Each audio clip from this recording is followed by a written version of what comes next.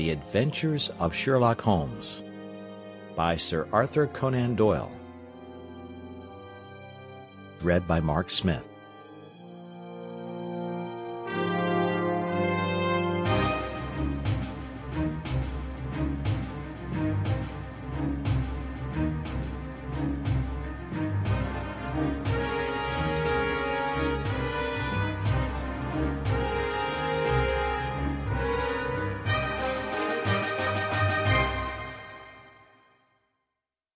Chapter 1 of Adventure 1, A Scandal in Bohemia. To Sherlock Holmes she is always the woman. I have seldom heard him mention her under any other name. In his eyes she eclipses and predominates the whole of her sex.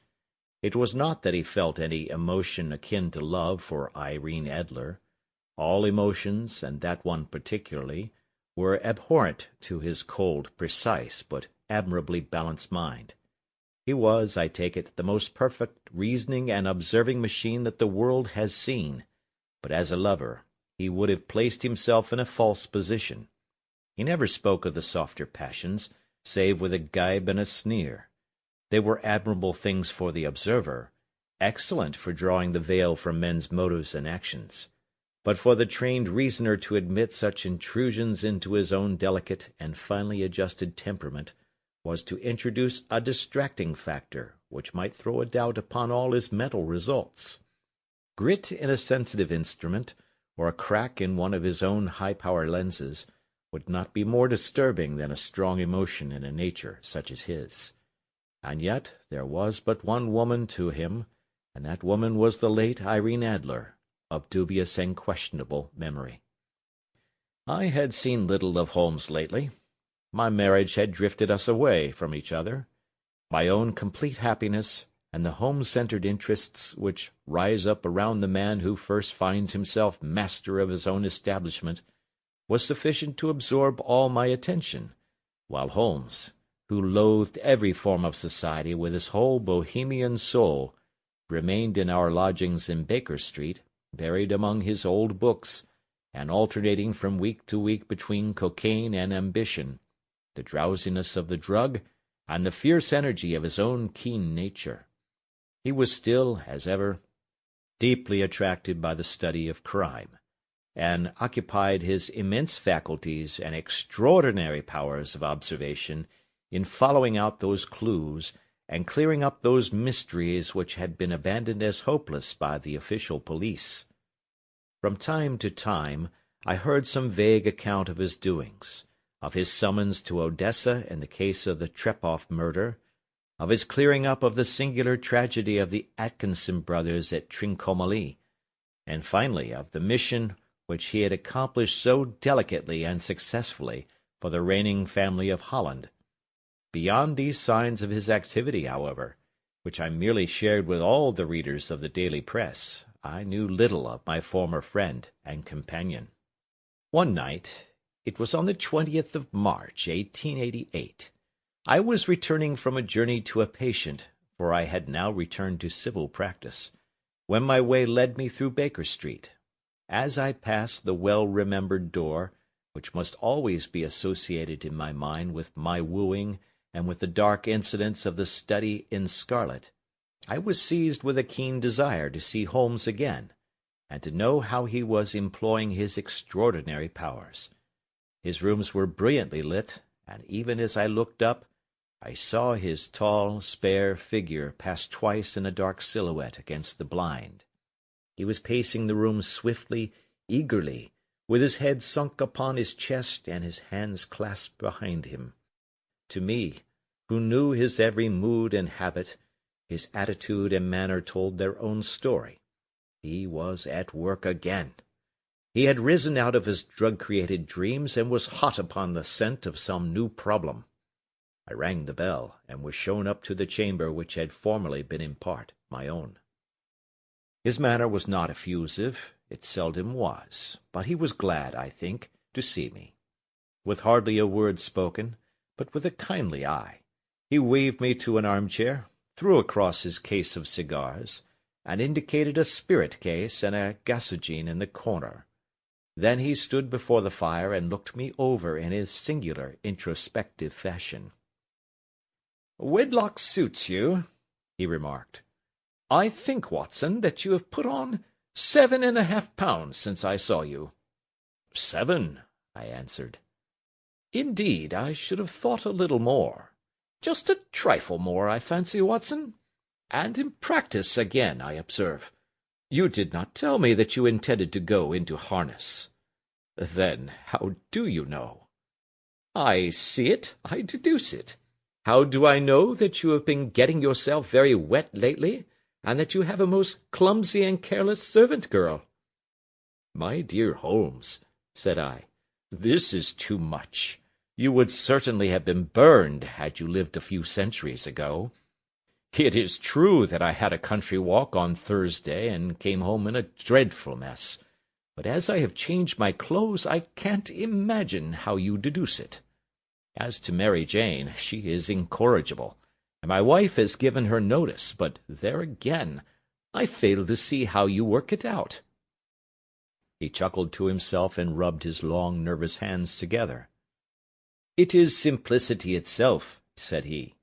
"My eyes tell me that on the inside of your left shoe, just where the firelight strikes it, the leather is scored by 6 almost parallel cuts.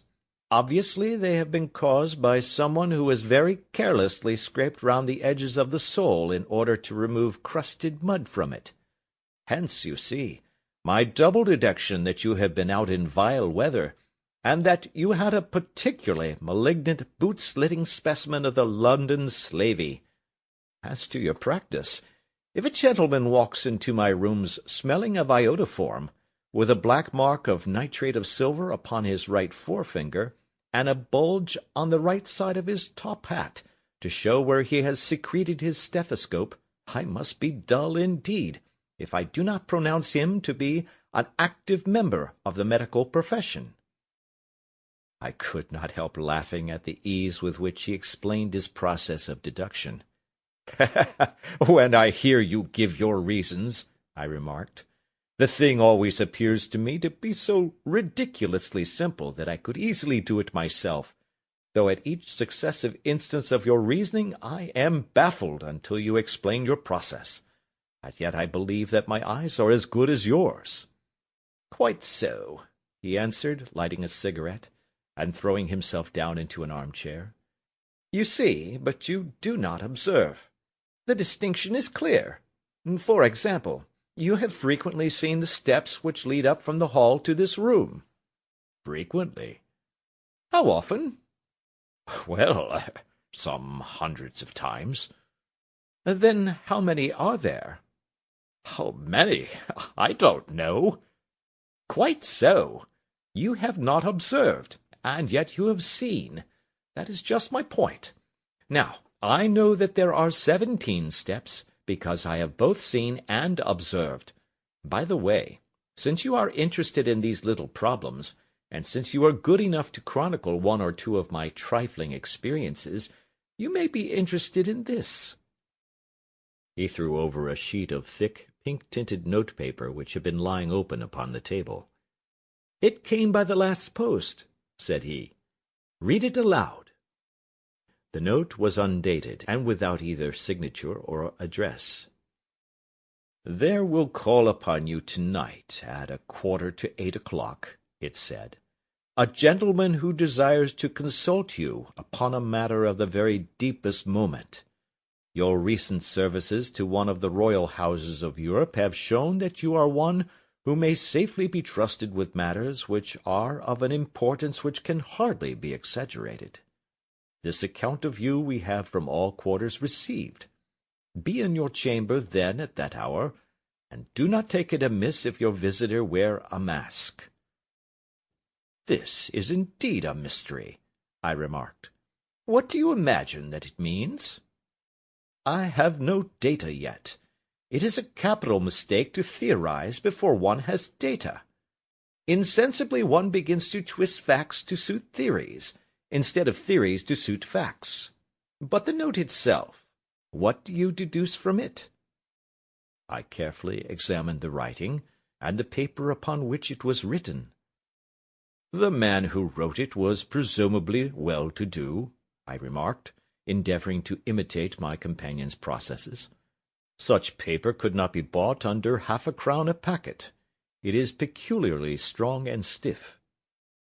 "Peculiar, that is the very word," said Holmes. "It is not an English paper at all. Hold it up to the light." I did so, and saw a large E with a small g, a capital P, and a large capital G with a small t woven into the texture of the paper. "What do you make of that?" asked Holmes.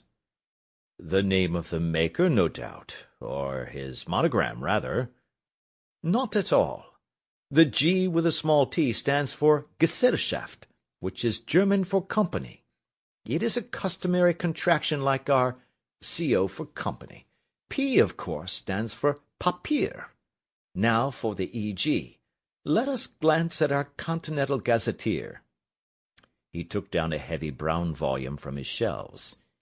Iglonitz, here we are, Egria. It is in a German-speaking country, in Bohemia, not far from Carlsbad. Remarkable as being the scene of the death of Wallenstein, and for its numerous glass factories and paper mills. Ha, ha, my boy, what do you make of that?" His eyes sparkled, and he sent up a great blue triumphant cloud from his cigarette. "The paper was made in Bohemia," I said. "Precisely, and the man who wrote the note is a German. Do you note the peculiar construction of the sentence? 'This account of you we have from all quarters received'? A Frenchman or Russian could not have written that. It is the German who is so uncourteous to his verbs. It only remains, therefore, to discover what is wanted by this German who writes upon Bohemian paper, and prefers wearing a mask to showing his face. And here he comes, if I am not mistaken, to resolve all our doubts." As he spoke there was a sharp sound of horses' hoofs and grating wheels against the curb, followed by a sharp pull at the bell. Holmes whistled.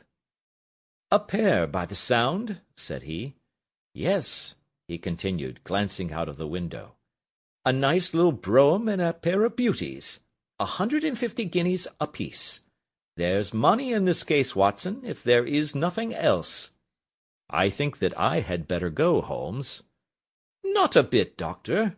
Stay where you are. I am lost without my Boswell, and this promises to be interesting.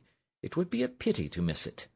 "But your client—" "Never mind him. I may want your help, and so may he. Here he comes. Sit down in that armchair, Doctor, and give us your best attention." A slow and heavy step, which had been heard upon the stairs and in the passage, paused immediately outside the door. Then there was a loud and authoritative tap. "Come in," said Holmes.